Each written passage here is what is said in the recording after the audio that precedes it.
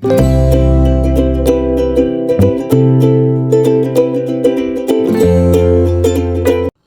hello, salam sejahtera Malaysia. Selamat datang ke channel Ferrell's Lifestyle.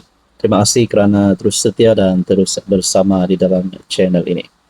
Tuan-tuan dan puan, pilihan raya negeri ke-17 Sabah semakin hampir dan semakin banyak cerita, semakin banyak pula isu-isu yang panas. Saudara-saudara, berkaitan dengan PRN 17 sudah pasti. Kita sudah buat pemerhatian kita sendiri. Siapa yang akan menang, parti mana yang akan menang, calon mana yang akan menang. Nah, kita masing-masing ada pemerhatian sendiri. Tapi, adakah perpecahan boleh berlaku di antara pakatan-pakatan yang sudah dibuat ataupun kerjasama yang sudah dibuat? Nah, sebelum ini JRS sudah kehilangan dua komponen, STA dan SAPP. Dan dalam masa yang sama kita tahu kerajaan persekutuan yang disokong oleh PHBN JRS. Tapi di kerajaan negeri Sabah pula, BN adalah pembangkang, manakala JRS adalah kerajaan negeri. Dan untuk PRN 17, kerjasama di antara PH dan JRS pun ada.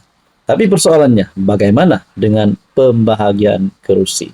Oke, sebelum saya teruskan, saya perkenalkan kepada Anda, terapi imun, mendidik, menyeimbangkan, meningkatkan sistem imun badan Anda. Terutamanya kepada Anda yang sentiasa ataupun ada penyakit berulang, gastrik, gout, kencing manis, kolesterol, darah tinggi, sakit pinggang, sakit bahu, sakit lutut. Mungkin terapi imun adalah jawaban kepada doa Anda. Untuk mendapatkan maklumat tentang terapi imun, Anda boleh menghubungi saya. Saudara-saudara, berkaitan dengan PRN Sabah, DAP, APCO, pertimbang tanding guna logo sendiri. Saudara-saudara, pengerusi Pakatan Harapan Sabah, Iwan Benedik, kalau saya tak silap. Oke, DAP dan APCO nak mempertimbangkan menggunakan logo sendiri. Jadi, kalau mereka guna logo sendiri, adakah ini akan menyebabkan perpecahan dalam Pakatan Harapan pula? Jadi, dari mana puncanya? Oke, saya kongsikan kepada Anda. Sekurang-kurangnya dua parti komponen Pakatan Harapan Sabah sedang mempertimbangkan untuk bertanding dalam PRN akan datang menggunakan logo masing-masing dan bukan logo gabungan itu. Ini berikutan rasa tidak puas hati terhadap formula pembahagian kerusi yang dipersetujui bersama JRS. Difahamkan, kedua-dua parti tersebut, DAP dan APCO, sedang membincangkan pilihan itu secara dalaman selepas rundingan berkenaan menyebabkan mereka tersepit antara tuntutan PKR dan amanah. Seorang sumber dalam DAP berkata, rasa kecewa itu berpunca daripada formula yang dicapai dalam rundingan bersama JRS. Oke. Apa yang saya nak timbulkan persoalan di sini? Kalau isu pembahagian kerusi, kalau dipersetujui oleh PH dan JRS, tapi akhirnya ada isu macam sekarang, adakah dengan ini PH sepatutnya keluar ataupun tamatkan kerjasama dengan JRS? Dan mungkin ada persoalan seterusnya, mungkinkah PH lebih mudah bekerja sama dengan STA, SAPP dan juga mungkin Barisan Nasional. Jadi mungkin JRS akan bergerak solo. Nah, semua ini menjadi persoalan demi persoalan.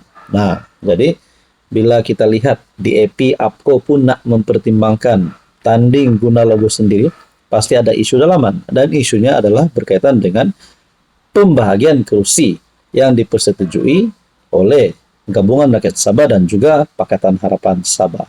Nah, teman-teman, berkaitan isu ini, apa komen Anda? Hai, hello, salam sejahtera. Oke, saya kongsikan kepada Anda produk-produk yang saya tag dalam video saya. Ini adalah Jeep Buluwo Men Sling Bag. Ramai yang minat bag ini, Jeep Buluwo Men Sling Bag. Kita ada Korean style glasses ataupun kacamata style Korean yang sangat viral di media sosial. Kita juga ada NY Head Bucket. Boleh guna di mana-mana. Jalan-jalan, nak memancing boleh guna. Kita ada dua warna. Oke, ini adalah NY Head Bucket. And then kita ada perfume yang viral yang ramai suka, EDP ataupun Desandra Men Perfume. Ini Desandra Men Perfume. Kita ada Rexona yang menjadi kegilaan ramai, terutamanya kepada wanita, Rose Glow Rexona. Dan kita ada smartwatch, Amazfit T-Rex Smartwatch. Semua produk ini saya tag dalam video, Anda boleh semak.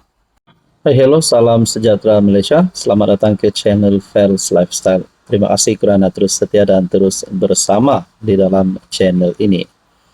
Saudara-saudara, Dun Sabah sudah bubar.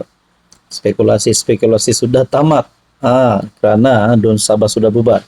Bukan 3 Oktober, bukan 10 Oktober, tapi 6 Oktober adalah tarikh pembubaran Dun Sabah.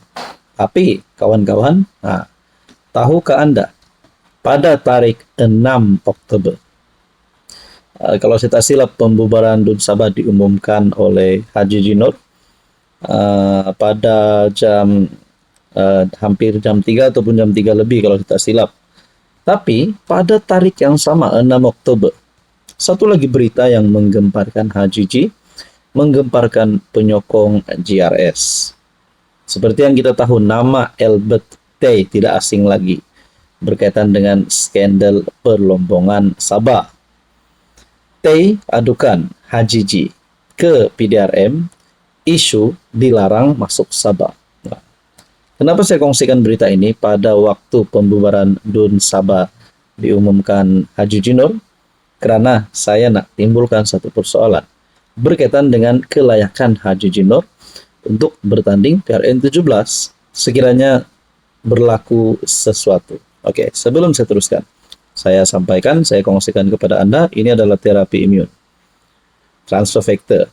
Produk ini adalah untuk mendidik, menyeimbangkan, meningkatkan kekuatan sistem imun badan, sehingga mampu melawan pelbagai jenis penyakit.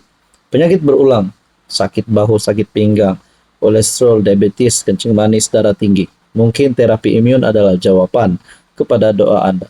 Sekiranya Anda ingin mendapatkan tips terapi imun, Anda boleh menghubungi nombor yang tertera. Nah, saudara-saudara, Tay adukan Haji Ji ke PDRM isu dilarang masuk Sabah. Saya tertanya-tanya, kalau berkaitan dengan skandal rasuah Sabah, berkaitan dengan laporan Tay ke Polis Diraja Malaysia, isu dilarang masuk Sabah, sekiranya kes-kes ini, perkara-perkara ini, boleh menyebabkan Haji Jinor dikenakan tindakan undang-undang, ditangkap, adakah beliau tidak layak untuk bertanding PRN 17? Nah, itu adalah pertanyaan saya sahaja. Oke, kita teruskan dalam artikel ini.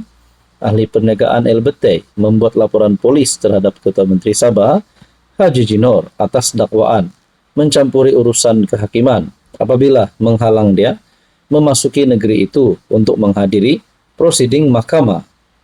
Dalam laporan polis yang dilihat oleh Malaysia Kini, Tay mendakwa Haji Ji bertindak melampaui kuasanya sebagai Ketua Menteri apabila menafikan hak ahli perniagaan terbabit daripada hadir ke Mahkamah Session Kota Kinabalu. Sekiranya saya tidak dapat masuk ke Sabah serta tidak dapat hadir ke Mahkamah, bermakna siasatan SPRM akan terganggu dan proses pendakwaan oleh Jabatan Pegawai Negara terhadap lebih sedozen adun dan speaker DUN yang terlibat dalam skandal rasuah lesen perlombongan akan dihentikan serta ditutup secara terpaksa. Akhirnya, semua orang besar atau VVIP yang terlibat dalam kegiatan rasuah akan bebas daripada tindakan undang-undang. Tiada seorang pun VVIP akan dihukum di bawah kesalahan rasuah, katanya. Jadi berkaitan dengan kenyataan Albert Tay ini pasti menimbulkan banyak persoalan